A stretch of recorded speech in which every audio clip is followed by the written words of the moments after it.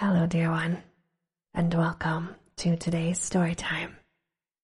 Today we are reading Alice in Wonderland, Chapter 3, A Caucus Race, and a Long Tale. They were indeed a strange-looking party that assembled on the bank. The birds with draggled feathers, the animals with their fur clinging close to them, and all dripping wet, cross, and uncomfortable.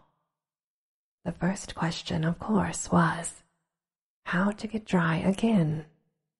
They had a consultation about this, and after a few minutes it seemed quite natural to Alice to find herself talking familiarly with them, as if she had known them all her life. Indeed, she had quite a long argument with the Lorry, who at last turned sulky and would only say, "I am older than you and must know better." And this Alice would not allow without knowing how old it was, and, as the Lorry positively refused to tell its age, there was no more to be said. At last the mouse, who seemed to be a person of authority among them, called out, "Sit down, all of you, and listen to me. I'll soon make you dry enough." They all sat down at once, and in a large ring, with the mouse in the middle. Alice kept her eyes anxiously fixed on it, for she felt sure she would catch a bad cold if she did not get dry very soon. "Ahem," said the mouse, with an important air. "Are you all ready? This is the driest thing I know. Silence all around, if you please. William the Conqueror, whose cause was favored by the Pope, was soon admitted to by the English, who wanted leaders, and has been of late much accustomed to usurpation and conquest. Edwin and Morcar, the Earls of Mercaria and Northumbria." "Ugh," said the Lorry, with a shiver. "I beg your pardon," said the mouse, frowning, but very politely. "Did you speak, Lorry?" "Not I," said the Lorry, hastily. "I thought you did," said the mouse. "I proceed. Edwin and Morcar, the Earls of Mercaria and Northumbria, declared for him, and even Stigand, the patriotic Archbishop of Canterbury, found it advisable." "Found what?" said the duck. "Found it," the mouse replied rather crossly. "Of course you know what it means." "I know what it means well enough when I find a thing," said the duck. "It's generally a frog or a worm. The question is, what did the Archbishop find?" The mouse did not notice this question, but hurriedly went on.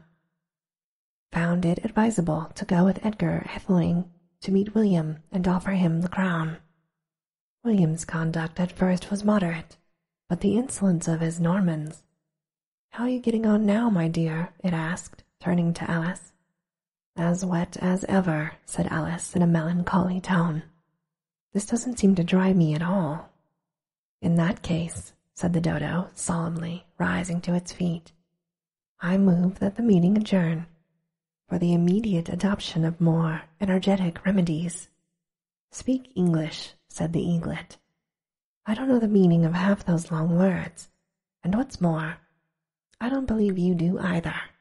And the eaglet bent down its head to hide a smile. Some of the other birds tittered audibly.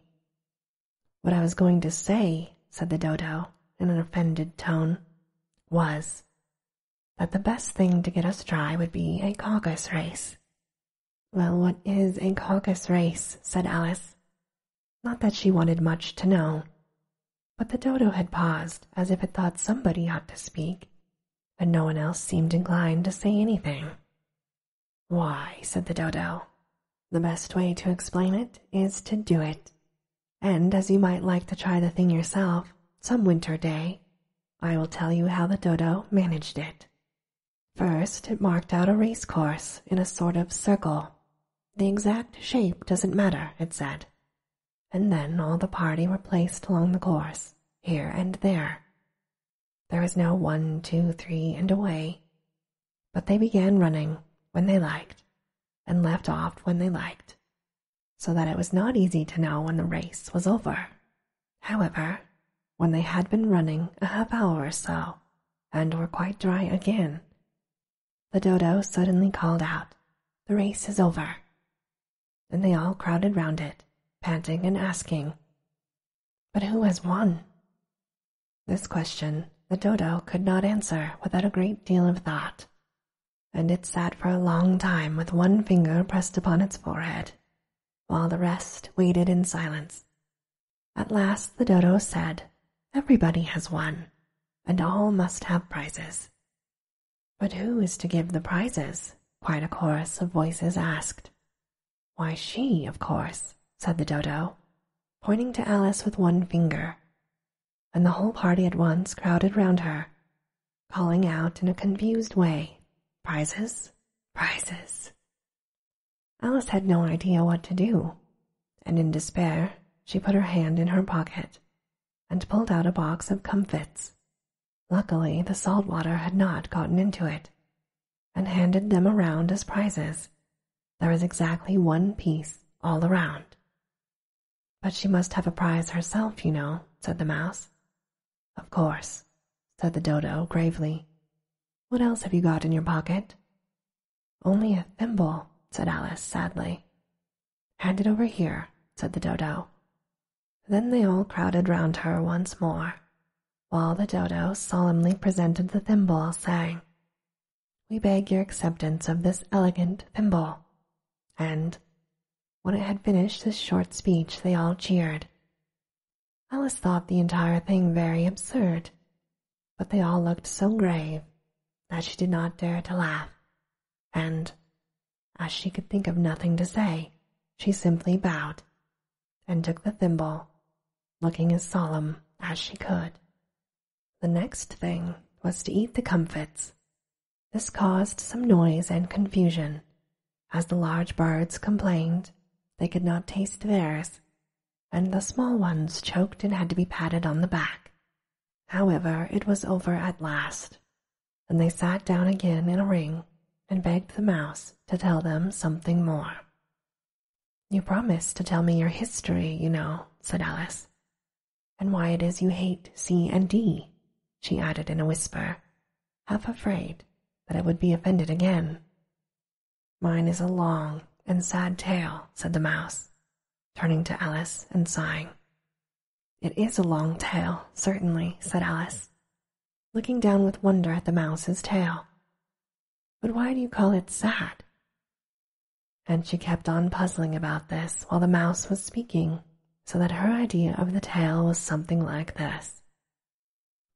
Furry said to a mouse that he met in the house, "Let us both go to the law. I will prosecute you. Come, I'll take no denial. We must have a trial. For really this morning I've nothing to do," said the mouse to the cur. "Such a trial, dear sir, with no jury or judge, would be wasting our breath." "I'll be judge, I'll be jury," said cunning old Fury. "I'll try the whole cause and condemn you to death." "You're not attending," said the mouse to Alice severely.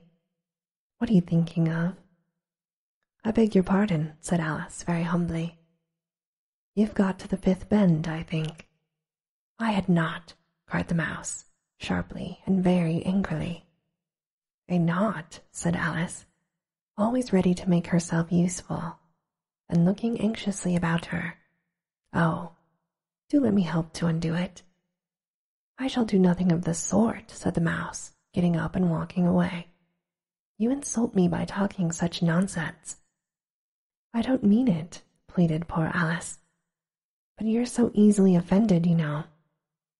The mouse only growled in reply. "Please, come back and finish your story," Alice called after it. And the others all joined in chorus. "Yes, please do." But the mouse only shook its head impatiently and walked a little quicker. "What a pity it wouldn't stay," sighed the Lory, as soon as the mouse was out of sight.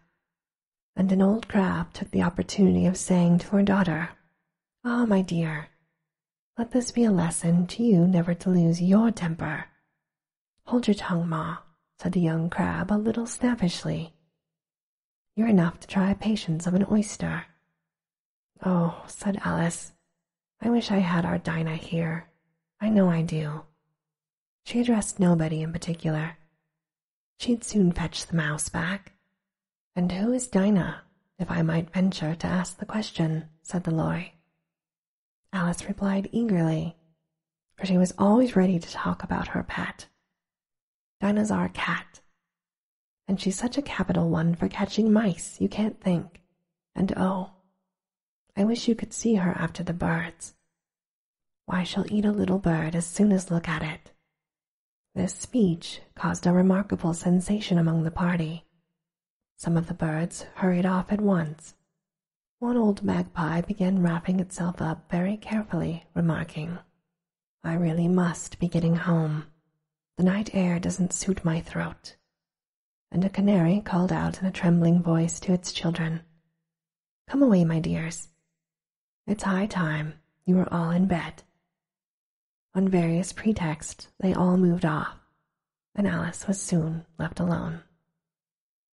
I wish I hadn't mentioned Dinah, she said to herself in a melancholy tone. Nobody seems to like her down here, and I'm sure she's the best cat in the world. Oh, my dear Dinah, I wonder if I shall ever see you ever again.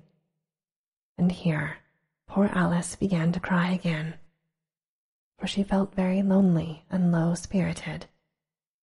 In a little while, however, she again heard a pattering of footsteps in the distance, and she looked up eagerly, half hoping that the mouse had changed its mind and was coming back to finish his story. And this ends our story time for today. Sweet dreams, dear one.